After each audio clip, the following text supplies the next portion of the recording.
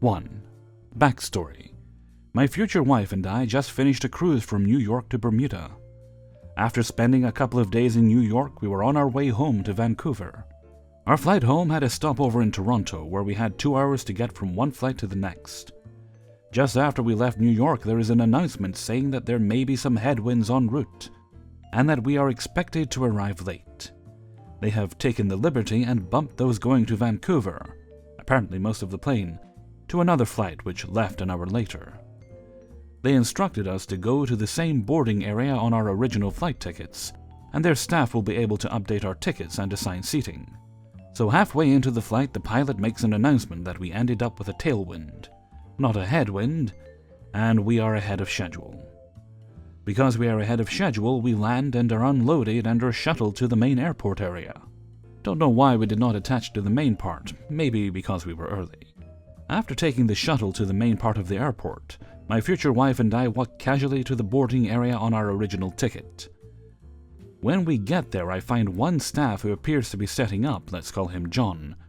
We do as we are instructed on the airplane and tell John that we are supposed to be on this flight, but it appears that because they, Air Canada, thought we were going to be late, we were bumped. We also mentioned that there was a lot of us on our flight in our situation that will be here soon. John was confused, and apparently this was news to him. He couldn't find us on our original flight, and he was unaware that they were supposed to assign us seats at this gate. He was nice and told us he would try and find out what was happening, and see if he could get us on our original flight. We were nice and polite back and told him it didn't matter to us that he didn't have to go out of his way to get us on if it was full. We were okay waiting since it was only an hour extra wait. He told us to just sit on the side a few feet from his deck, and he would let us know if he found out anything. We were waiting in the boarding area by ourselves for 5 minutes or so before the rest of our plane starts showing up. In this time, John has been on the phone the entire time trying to find out what has happened. By the time John gets off the plane, there is a long lineup of people wanting to talk to him like we did. Though the first people he talks to are not happy that they are being told they are bumped. Apparently no one in that line is. At this point, there are other staff behind him setting up, and it appears that John is taking it for his team and dealing with everyone here. Now remember, I explained to him everything that was told to us on the plane, so when people were getting angry and tell him it's not acceptable that they were not told, he was able to say yes, the captain made an announcement just after liftoff. Everyone on your plane was told. It was pretty bad, really. People were yelling at John. People were demanding to be upgraded to first class on both flights. People were demanding money for being bumped. None of them were leaving the boarding desk area. He had asked them to please sit down after he spoke to each of them, but they just moved to the side. We felt sorry for John, as you could see he was trying very hard to be professional and maintain his composure with all the abuse he was receiving. After 15 minutes of constant abuse, looks like he has had enough. His other staff, all younger, kept looking at him. They look a little concerned for him, but also thankful he is the one standing there in front of everyone. He turns and walks towards us. He asks to see our tickets, then goes back to his desk. A few minutes later, he motions us to come to the desk. You can see everyone who was complaining looking at us. Why are we being called up? We look at him too, wondering what is happening. I notice that he doesn't look as annoyed anymore. John is facing the crowd but started to talk to us, so everyone can hear what he was saying. We just had an opening in first class on the second flight. I was wondering if I could change your seat to first class. Oh, that would be awesome, thank you very much. At this point, he waves his hands and an airport golf cart shows up. He then proceeds to back it up through the middle of the angry people who've been rude and abusive to him. At this point, I can see the other staff notice what he is doing, and some crack a little smile. Excuse me, this is the common waiting area. You must be tired from your fight earlier. Let's take this cart to your proper waiting area in the first class lounge. I'll be sure to make sure the cart is there to take you back here when it's time to board. Well, thank you very much. At this point, the other staff realize what he's doing, and they jump in too on this. They take our bags and help us onto the cart. One asks if we would like a glass of champagne waiting for us when we board. Of course we say yes. The look on everyone's faces when we are driven away to the first class lounge, while they are stuck there for another 2 hours. It was great, and you can see that John was enjoying watching their angry faces. After a lovely time in the first-class lounge, we are driven back to the boarding area. By this time, everyone who is working seems to know what is happening and is enjoying the reaction it is causing. The person driving the cart goes right for the group of angry, rude people again and makes them move out of the way. The other staff rush out to greet us with glasses of bubbly. They help us out of the cart and take our carry-on in jackets for us and escort us onto the plane, where the pilot greets us and says thanks for being understanding. Now it does not stop here. The first class is one where everyone has to walk through to get onto the plane, about 4 rows big. So it looks like they let that group of angry people board first. When this happened, the captain and other staff came and talked to us. There was no one welcoming them to the plane, just the cart driver telling them to move to the back fast and hurry up. What was even better was that there were 2 other people in first class on the far side. So when they walked in, they all saw my future wife and I talking to the captain, being served drinks in a basically empty first class on their way back to their seats. 2. A bit of background. I work in marketing and manage a number of client accounts for the business, and I'm in charge of a team of account managers. I'm a minority shareholder in the business, so of course, it's in my interest to ensure that the business operates efficiently and effectively. As one of the longest-serving employees when given my last promotion, as part of the package I was offered shares in the business, as I would be one of the most senior members of staff. It works out that I own about 5 to 7% of the business, can't recall the exact share division. As a shareholder, you'd expect that the managing director, let's call him MD, would understand that I genuinely want the best for the business, but instead does not take me seriously at all and frequently goes out of his way to undermine me. So last week I was supposed to come back on Wednesday following the Christmas break. Unfortunately, the week I was due to come back, I fell ill and lost my voice, as well as other issues that meant I couldn't make the journey into the office. I did the standard and messaged the MD as well as HR to inform them of what the situation was. We'd recently upgraded to a new project management system that needed a little bit of manual TLC in order to make it work automatically, if that makes sense. So I figured I'd take advantage of my illness and just vegetate in bed and work in this project management system. At about midday, I get a text off of the MD which read, "Hi, Ben is a boring name. As you know, I would like to bring Unhappy Camper Travel on as a client. As he'll be your future client, I'd like you to jump on a Skype call with them this afternoon." The subsequent paraphrased conversation. I couldn't possibly do that, as you know I have lost my voice and am currently in bed working on the project management system. No, I need you to do this. It's very important. I have already advised you that this will not be possible. I don't need to work on this system today, as officially I am ill and have no requirement to work at all, as you're aware. So what you're asking is unacceptable. I don't care. You may be a director, but you're still an employee. I'm sure your dividends are likely to be affected if we were to lose one of our largest potential clients. Now finally, I know I'm sorry, it's time for the malicious compliance. Obviously, I don't want my dividends to be affected in the next quarter, no matter how much of an open-ended threat that was, so I call the procurement manager of this large travel organization. I don't turn my camera on and explain via text input what the situation was. We try our hardest to communicate, them talking via the microphone and me communicating via the chat function. We mutually agree that this is going nowhere, and they agree that I shall call them back when I'm well. However, the next day, I'm still ill, and get a message off the MD saying that I need to go in the office for a Priority 1 meeting. Essentially, what that means is even if you're on your deathbed, you're expected to dial in remotely or go into the office. As I walk in, the MD, the HR director, and the business management director are sat waiting for me. I immediately know this is regarding yesterday. There's no other reason for the HR director to have crawled out of his cave. I'm told to sit down, and the MD looks incredibly unhappy. He shows me an email thread from the procurement manager of the travel firm, essentially calling the MD unprofessional for making me go on the call, and saying they're having second thoughts about using our services. The HR director, who has obviously been led astray by the MD, Asks how I can explain this and why I didn't raise this as an issue. I ask to link up the screen and show the HR director the text between the MD and myself from my phone. After a grilling, we all leave, putting it down as a learning experience. Fast forward 6 days. Yesterday I contacted the procurement manager of this travel firm, and he explained that he would love to become a client, but as long as all correspondence went through me rather than the dickhead MD. All's well that ends well, I guess. 3. Thanksgiving has always been one of my favorite holidays. And even though I moved away from home years ago, I still like to go all out and cook a big Thanksgiving dinner for my husband and our friends. For me, it has a lot of emotional ties to my late grandmother, as we always used to cook together when I was growing up. And now I use all of her old recipes. It makes me feel closer to her, and like I'm keeping an old family tradition alive.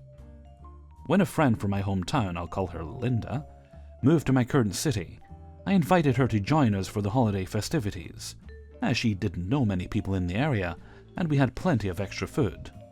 Linda was grateful for the invite, came over. Everything went smoothly. The following couple of years, Linda continued to come over for Thanksgiving dinner, and all went well. I learned that as a Chinese American, Linda's family didn't actually celebrate Thanksgiving back home, but she told me how much she missed the Chinese food her mom made for her. Now, Linda doesn't know the difference between a spoon and a mixing bowl in the kitchen, and since she's not able to cook much more than a can of soup, she requested that I try making a few traditional Chinese dishes in addition to my grandma's classic Thanksgiving spread. As a white girl from the Midwest, I didn't know much about traditional Chinese cooking, but I consulted my local Asian market and several cookbooks, and did my best to accommodate her request. By Thanksgiving year 4, Linda had stopped waiting for an invitation to dinner and had started calling me over a month in advance, requesting that I essentially make an entire second menu of Chinese dishes. I explained to her that making a few extra dishes was fine, but making 10 to 12 extra that she wanted was a bit overboard. The menu already had me cooking for over 2 days straight, and all of the extra specialty ingredients from the Asian market added quite a bit of extra expense to my already expensive Thanksgiving budget. We compromised on 4 Chinese dishes, and she said she would give me a few extra bucks for the expense. She didn't. She also offered to help me in the kitchen on Thanksgiving Day, but that simply ended with her mixing eggshells into a pie, burning me with a pot of boiling water, and nearly cutting off her own finger before I banned her from the kitchen. Bring on Thanksgiving year 5. Once again, Linda calls me pre-invitation, letting me know how excited she is for Thanksgiving, since it's the only time of year she gets to eat real Chinese food. She also informs me that she would be bringing a friend, Rachel. Linda really wanted to include her because Rachel was new to town and was having trouble meeting people. They had bonded over being single in the city and not being able to find the right guy. Linda also informed me that they would be spending the night at my place after dinner, so they could drink as much as they wanted and not have to drive home late. Fine. I ask if Rachel has any dietary restrictions, and Linda tells me no. So I continue with my regular routine of purchasing all of the ingredients, doing as much pre-Thanksgiving Day prep as possible, and trying to get ready for the big day. The day before Thanksgiving, Linda gives me one last call. She forgot to mention it to me before, but Rachel is vegan. But it's no big deal, right? She doesn't need anything fancy, just make a vegan version of all the dishes you normally do. Also, I need you to get a vegan roast from Daddy Warbucks Whole Foods, because she can't eat turkey. Also, if you could make a vegan version of the Chinese dishes, that would be great too. I want her to try my food, but make the regular versions too, because I don't want to eat vegan, it doesn't taste the same. Oh, and one last thing. Rachel is a single mom, so she needs to bring her 2 kids with her. They're also vegan, and it's really important that they have a good Thanksgiving. Now, I have nothing against vegans, but as I had already started my prep work, almost everything already had either butter, egg, cheese, or chicken stock in it. So this new info meant essentially cooking a 3rd Thanksgiving meal with less than 24 hours notice. This was my last straw. Okay, That's fine. But since this is so last minute, I'll need you to pick up the ingredients for the vegan food and bring them over early so we can have everything ready by dinner time. I'll send you a list, and you can probably get it all when you pick up the vegan roast from Daddy Warbucks Whole Foods. I'll also probably need you to recruit another chef to help me cook all this food, but we should be able to make it work. She agrees, and I proceed to send her a long vegan grocery list along with a few extra food items that I also needed. I then give my other friend Mark a call. Mark is a single, sweet, handsome guy. The only reason I hadn't invited him to Thanksgiving before was because I knew that Linda had a major crush on him. But he did not share the same feelings, and I didn't want to make the day awkward or uncomfortable for her. However, I knew Mark would be home, and as soon as I explained this year's cooking situation, Mark jumped to the rescue. Since Mark is also a vegan, he knew a ton of great vegan recipes, so he immediately offered to come over and help me cook. Also, based on some of the pictures of her that I saw on social media, it looked like Rachel was just his type, and Mark was more than ready for a relationship. Once Linda and Rachel arrived with the nearly $200 specialty groceries, they took one look at Mark and their jaws dropped. Linda's reaction was mostly out of shock, discomfort, disbelief, as she realized she was about to spend a full day with her longtime crush, while Rachel looked like the man of her dreams had just appeared in front of her and was cooking her dinner. Rachel and Mark hit it off instantly, and Rachel's kids quickly fell in love with him too. They spent the rest of the day cooking together, inseparable from one another, while Linda sat silently in a corner with a full plate of dim sum and a glass of quickly disappearing scotch. Later in the day, when Linda asked me to reimburse her for the vegan groceries that she had picked up, I pulled out several Asian market receipts from the past few years, and I asked her if I should just take her expense out of the total from what she owed me. She quietly retreated. And to top it all off, Rachel was Linda's ride home, and since they had already planned on sleeping over, Linda got to spend the rest of the night, plus the following morning, watching Rachel and Mark swoon over each other and plan future dates. Apparently, Rachel and Linda don't have that much in common anymore. I wonder if Linda will be inviting herself to Thanksgiving again next year. 4. This is happening right now. So I work in an embroidery shop. We're a little part of a bigger store that sells lots of different things, including clothing that we can personalize for business or individual needs. Because of this, sometimes people order clothing and a logo through a different salesperson than just the three of us in embroidery. That's cool, we have paperwork. But we don't keep track of the order unless something looks fishy. One business orders apparel through us. They pay for the item via money their customers spend with them. Think of it as store credit. They spend enough money at the place rewards them with vouchers for items and embroidery with the business logo. We give a discount on the items and embroidery because they order through us, so everyone gets a little bit win here. One of the customers wants an expensive jacket with a university logo on it. He asks our representative for it, but is told he must get the company logo on it, because that's the arrangement. I mean, that is literally the whole point of the arrangement. Company gets advertising, customer gets free stuff, we get business. Guy is not happy. Guy complains to the company manager, who also explains how this works. Guy orders the jacket with the company logo on December 27th. Then comes into the store and grabs the jacket already in stock. He knew it was here, that's how he decided to order it in the first place. He tells the new girl he wants this one instead of the one he just ordered because it is already here, and he's in a hurry to get it embroidered. It is already paid for, why can't he just have this one in stock? She, not understanding, lets him take the jacket. After all, his invoice lists the jacket and a logo, so it seems legit. It goes into the lineup for the embroidery with the logo he specifies at the time, not the company logo he's supposed to get. All of this goes unnoticed because of the different people involved. It takes about 2 weeks for items to be embroidered, depending on how quickly we can get through the order, especially during the holiday season. I embroidered the jacket yesterday and put it in the processing cabinet to be billed and sent out. In this case, it was just to be sent out, as the customer was supposedly already billed for the item. But, not being satisfied with getting the logo he wants for free, despite the rules against this, the guy calls us to complain that it was taking too long for his jacket. This was our first clue that something was amiss with the order. If he had waited, we would just have called him today and he could have had the jacket.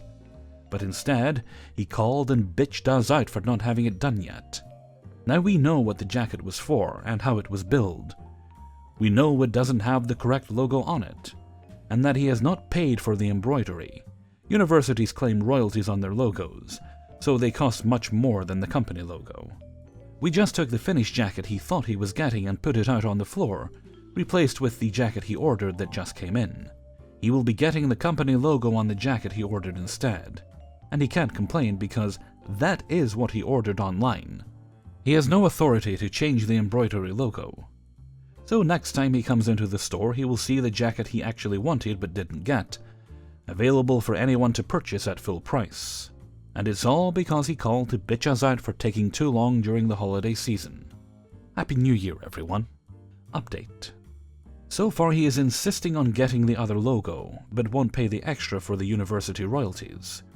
We referred him to talk to the company to see if they will cover the cost of the university logo. He may be yelling himself out of a free $100 jacket over the cost of $20 embroidery, and could have had it all for free had he simply shut his mouth and waited one more day. Probably no further updates for today. We'll have to wait and see what happens with the other company. My guess is they will refuse, probably tell him he has to get their logo or they won't pay for the jacket. Ball's in their court now. He will get to either pay for the logo, pay for the jacket and the logo, or the jacket goes back onto the floor and will be bought by someone else. It's a popular item. No worries about it selling. The best part is, he probably won't learn a damn thing from this. This little lesson will most likely be repeated again at some point. Final update. He called, very sheepishly, and agreed to pay the embroidery. We didn't ask, but assumed the company threatened to make him pay for the jacket, and he backed down. We told him we might have it done by the end of the day. It is already bagged and waiting to be picked up, and he was very grateful. Maybe he did learn. 5. At my last job, it's quite common for people to sustain repetitive strain injury. I was one such person, and my doctor gave me pregabalin and a medical certificate for 2 weeks off work to recover.